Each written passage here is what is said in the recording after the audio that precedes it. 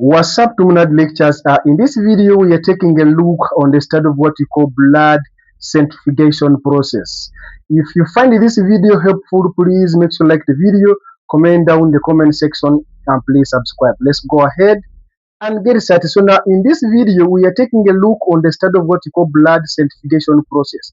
We need to first understand what is the meaning of what we call blood centrifugation process and what's going to be the significance of what we call blood centrifugation process. Now, when we talk of blood centrifugation process, when we talk of what we call blood centrifugation, this is going to be a laboratory process whereby blood put in what we call a vacutainer is put in a machine called a centrifuge and is going to be spined at a very terrible kind of the speed.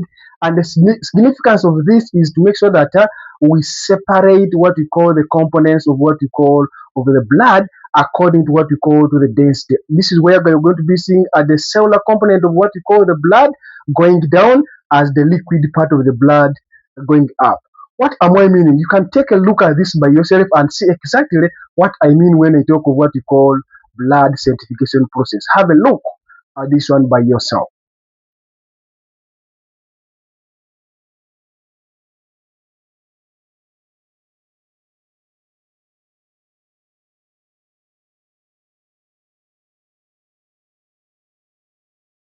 Now you have seen what we call blood centrifugation process. Let's go ahead and see how this process of blood centrifugation is going to be separating us our blood components into kind of the three kind of these layers.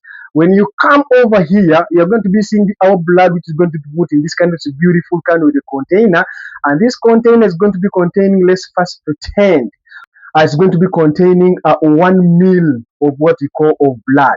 If you spin this kind of this blood in a centrifuging machine, you're going to come up with this kind of this beautiful kind of the three layers. We need to first go ahead and identify this kind of these layers. There is this layer here which is going to be containing what we call the cells, the red blood cells. We also have this kind of the thin kind of this layer which is going to be in the middle here, and then you have the liquid part which is going to be represented at what we call as the green color. Those are the three kind of the layers that are going to be formed following what we call centrifugation process. Let's go ahead and label them and see exactly what are some of those contents that are going to be making up these kind of the beautiful kind of the layers. When we come over here, this beautiful layer which is going to be on top that constitutes the biggest percentage of the composition of the blood, this beautiful layer here is going to be what we call the blood plasma. Okay, so now this one here, the whole of this one here is going to be what we call the blood plasma. Okay, what we call the blood plasma.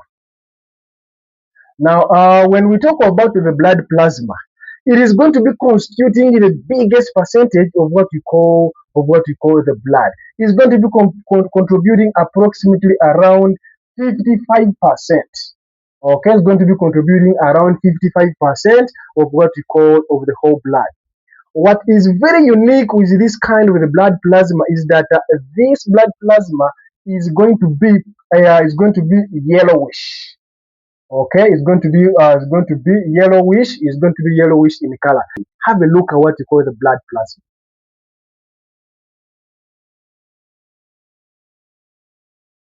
Having seen what you call the blood plasma, and we have said that the blood plasma is going to be contributing approximately around 55% of the whole blood, let's go ahead and see what are the components of what we call the blood plasma. Okay, let's look on what we call the components. Components of what we call blood, components of what we call blood plasma.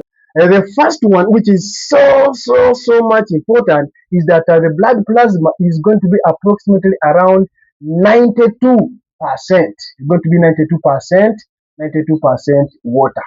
Okay, that is something which is so much beautiful, that approximately around 92% of the blood plasma is going to be made up of what we call water.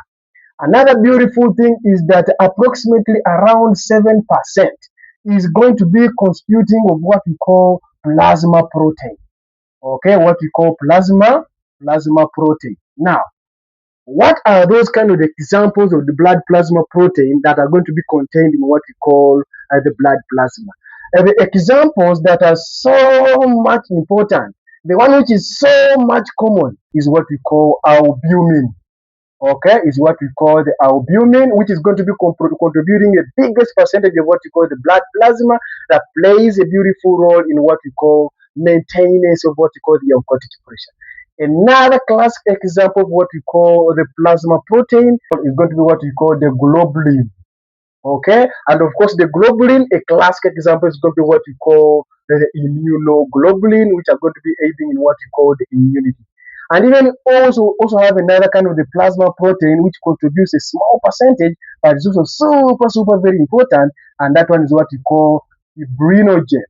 Okay, what we call fibrinogen, which is super very important in the clotting process. Okay, when we talk of the plasma protein, these are the key beautiful kind of the plasma proteins that are going to be in what we call the blood plasma. There are very many, but these are the key important examples of what we call the blood plasma. Okay.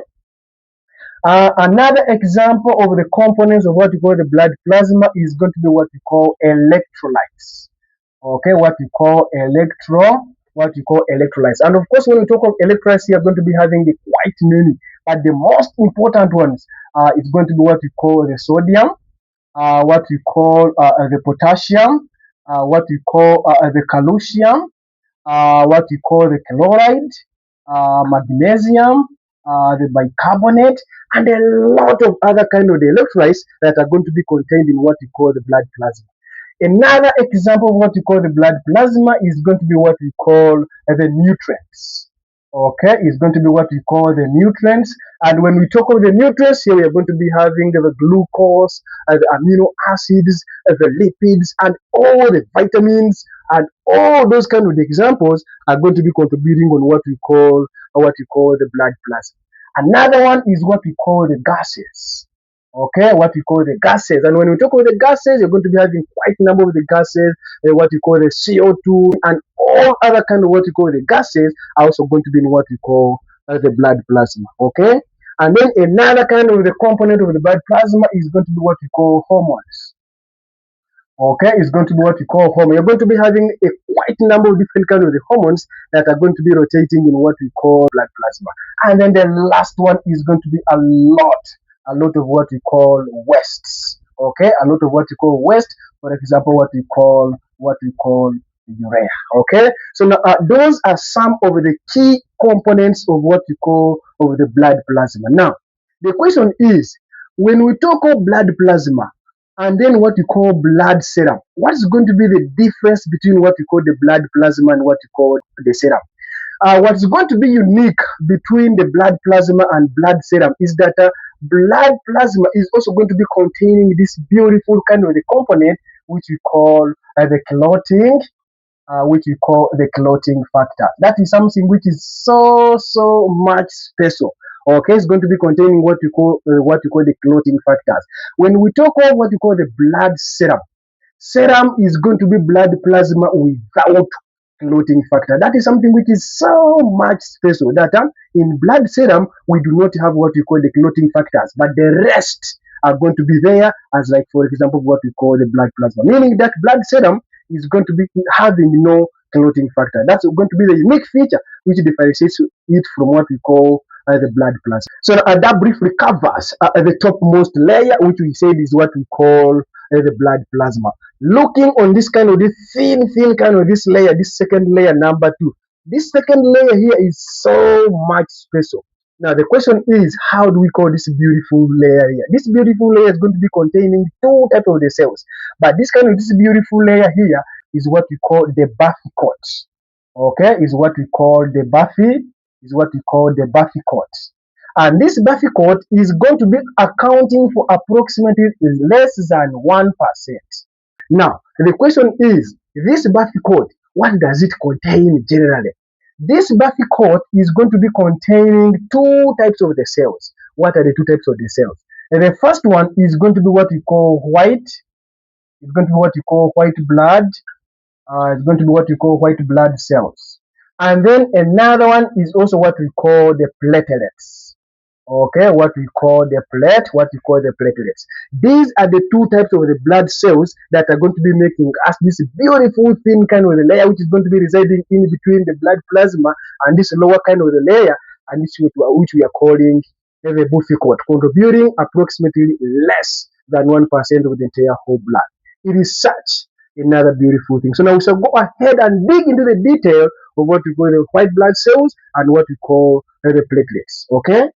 Now that we have seen what we call the Buffy coat, which is going to be a thin layer, which is going to be residing between these two layers, the upper layer and then the bottom layer, let's go ahead and look this kind of the beautiful layer, which is going to be residing down here, containing a lot and a lot of different kind of these red blood cells. Okay, so now this layer here is going to be containing the red blood cells. Okay, it's going to be containing what we call red blood cells. That is something which is so much important to know. And something which is so much important to know is that this kind of the layer here is going to be contributing approximately around 45%. Okay, it's going to be contributing around 45% of the entire whole blood. And the volume of blood occupied by these packed red blood cells, this kind of a volume is what we call the packed cell volume. Okay, and another beautiful term for it to mean what we call packed cell volume is going to be what we call hemato what we call hematocrit. Okay, if you don't want to say packed cell volume, you can even say what we call hematocrit. We shall go into the detail and see all the different kind of the red cell indices in great detail. Okay, so now that briefly covers the blood centrifugation process, where we have seen that following blood centrifugation process, you're going to be coming up with this kind of three kind of the layers. The uppermost layer is going to be containing what we call the blood plasma, which accounts for approximately around 55%. It's going to be yellowish in color and going to be composed of 92% approximately water, 7% of what we call the plasma protein, what we call the albumin, what we call the globulin, and what we call the fibrinogen. We're going to be containing a lot of the electrolytes like sodium, potassium, calcium, magnesium, chloride, bicarbonate, a lot of the nutrients, gases, hormones, waste products like urea, and also what we call the clotting factor. But we said that blood plasma is going to be having what we call a clotting factor. But when you say serum, it's going to be lacking what we call the clotting factor. And that's going to be a key unique differentiating feature between the blood plasma and what we call the blood serum, meaning that blood serum is going to be the blood plasma without clotting factors. It is such another beautiful thing. Or we also say that we also have this beautiful central kind of this layer here, which we call the Buffy coat, which is going to be containing what we call the white blood cells and what we call the platelets, which are all going to be accounting for approximately less than 1%. And then the last one, we have a lot of the density here is going with the red blood cells contributing approximately around 45% of the entire whole blood. And the volume occupied by this kind of the packed kind of red blood cells is what we call the packed cell volume, which can also be called what we call the hematocrit. Okay? So now that briefly covers the blood centrifugation process. And if you think whatever I've talked is really making sense, is adding to you, you are benefiting, please, you know the deal. You can hit like button, comment down in the comment section, and please subscribe. So now in the next video, we are going to go ahead and extract these individual cellular components and dig in detail in each one of them in great detail. As always, TUMNAD, until we meet next time.